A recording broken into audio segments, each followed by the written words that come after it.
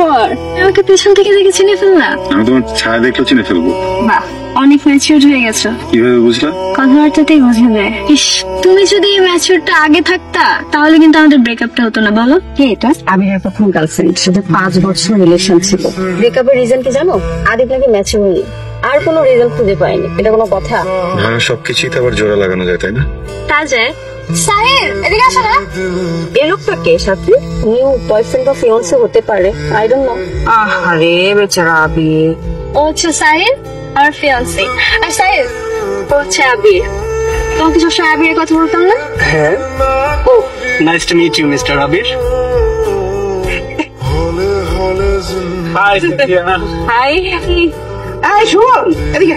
জি আমার শাড়ি কুচিটা ঠিক করে দে তো। ব্রো, আর ও তো সিনথিয়ার ফিয়ান্সে।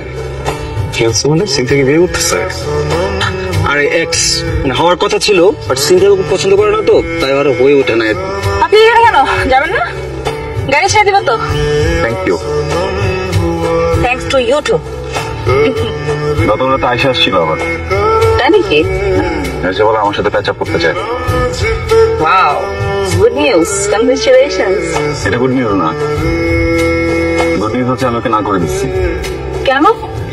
কারণ কালকে ফার্স্ট টাইম ওর কারণে একটা কিছু রিয়েলাইজ করছি যেটা আগে কখনো বুঝিনি। আপনার আপনার কি অবস্থা? আগের মতোই।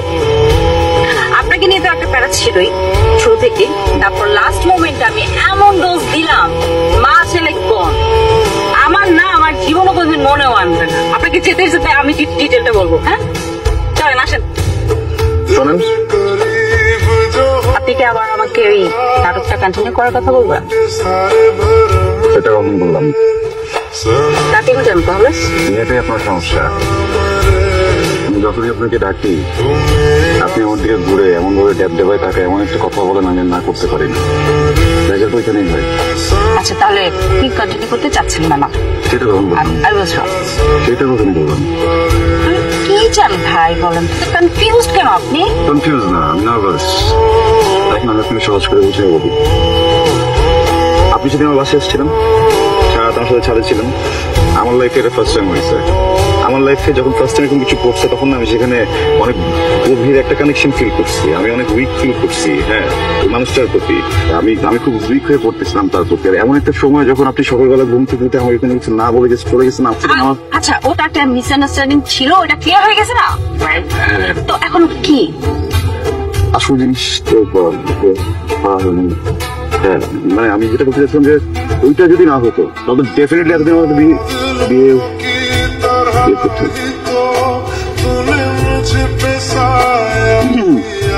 মানে দেখেন, আমি আসলে ঘুরে পেঁচে বা তোতলায় তোতলায় কথা বলতে পারি না। আমি খুব স্ট্রেট কথা বলি, স্ট্রেট আপনাকে বলে দিই, স্ট্রেট আপনি বুঝে নেন, ঠিক আছে? যেটা হচ্ছে যে আমি ওই